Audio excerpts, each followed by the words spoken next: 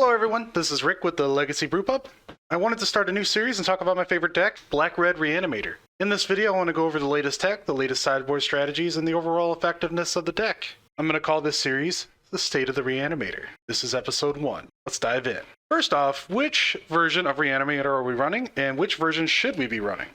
Some players are still running the 10 fins package, and occasionally it's putting up results. Cards like Villas, Broker of the Blood, to get draws right away seem to be a decent idea. I'm not sure of the consistency of the deck, however, so I will be experimenting myself with it and get back to you guys on the next State of the Reanimator. Personally, I prefer this list, Pre-Oko Reanimator list. By no means is the best, it's just the one I get the most results with. E.W. Landon, the Reanimator GO.A.T, has occasionally come back online to stun on people and is running a slightly different list. I'll cover that one towards the end of the video. Real quick, I just want to touch on the land base. I'm running 3 Badlands, 1 Swamp, 4 Verdant Catacombs, and 4 Polluted Delta. There aren't a lot of Wastelands on the online meta, so I've been playing into Wasteland a little bit more by 3 Badlands. You could easily swap out 1 for another Swamp. And I tend to like 4 Verdant Catacombs and 4 Polluted Deltas, because I think that gives me the most odds of looking like a different deck if I leave a fetch land up on turn 1. Next, into the juicy stuff. I am now running a 1 of Grief and a 1 of Archon of Cruelty. I slotted Grief in over Unmask and Archon of Cruelty over Elish Norn. As a result, I'm running 3 Thoughtseize, 3 Unmask, and the rest is pretty stock. The sideboard hasn't changed much. We have Leyline Hate, Krakus Hate, Artifact Hate, and a backup plan just in case everything else goes wrong. Next up, what cards to look out for? Grief is an Unmask on the stick, 4 CMC, non-legendary, 3/2 Menace. Reanimator players have all come to the consensus that running Grief as a 0-2 over Thoughtseize and an Unmask seems to be the best strategy. With the meta being so focused on Blue-Red Delver or counterspell heavy decks, this is a great card that can help you rip apart your opponent's hand as soon as possible. Archon of Cruelty is an 8 CMC, non-legendary 6/6 flying Archon. When it enters the battlefield, you get a trigger. Your opponent will discard a card, lose 3 life, and sacrifice a creature or planeswalker. You will gain 3 life and draw a card. This card is exactly what we want and needed to start a pull ahead when Gristlebrand isn't an option. This card hits like a fucking truck. There's a 6-point ETB trigger, and if you manage attack, there's another 6-point swing, a 6/6 flying body behind it. This card is absolutely bonkers if left unchecked. Sarah's Emissary is a really cute reanimation target that has the potential of blending both Archetype of Endurance and Iona, Shield of Emira. It's a non-legendary 7/7 flying angel for 7. It can be used for protection from lands such as Caracas, Maze of Ith, Tendrils of Agony in game 1 or 2, protection from creatures which includes a 20/20 flyer or endurance effects, solitude effects, and other things like that, protection from instants, Swords to Plowshares, and much more.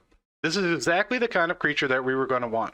The only downside that I've noticed so far is occasionally you'll name something like lands and your opponents will make a 20/20 instead, or you'll name sorcery and your opponents will make 30 goblins instead. Wee woo, wee woo.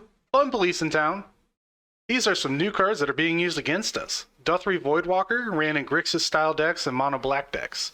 Neither are on a big upswing right now. It has a Leyline of the Void like effect, whereas anything that's currently in your graveyard stays there and anything that enters the graveyard is exiled instead, and is subject to being cast for free by activating the Voidwalker. Next up, we have Endurance. Endurance is everywhere. Every deck runs it. There's actually 4 Endurance in every sideboard in the meta right now. Sometimes they're in the main board. A lot of people thought that this card would be the end and death of Reanimator in Legacy. I beg to differ, and I'll tell you why. These are the decks that are currently running Endurance. Bantflash and Snow Miracles are aggregated as the same deck here. These decks already run a lot of fun cards that interact with our combo, such as Teferi Time Reveler, Jace the Mind Sculptor, Prismatic Ending, Swords to Plowshares, Force of Negation, Force of Will, Dress Down, Caracas, Flusterstorm, Veil of Summer, Containment Priest, Dress Down again, Aethersworn Canoness, Hull Breacher. Maverick style decks run a lot of fun cards that also interact with our deck, such as Elvish Reclaimer, Knight of the Reliquary, Crop Rotation, Green Sun Zenith, Swords to Plowshares, Prismatic Ending, Bajukabog, Caracas, Tabernacle at the Pendril Vale, Deafening Silence, Surgical Extraction. More Endurance in the sideboard. I think you get the picture. Endurance is just another card in a sea of a lot of answers already, and with proper time and practice, we can easily learn to overcome and adapt. There's a reason why they're running so many of these cards. Also, Fun fact, because Endurance is being played, now Leyline of the Void is on a bit of a downtick. It might be a good idea to go Sans Green in the future and get rid of Reverent Silence in the sideboard. Decks that are running Leyline of the Void now are monocolored decks or graveyard-centric decks themselves. The G.O.A.T list. The G.O.A.T himself opts to go Sans Green in lieu of blue in the form of Underground Sea.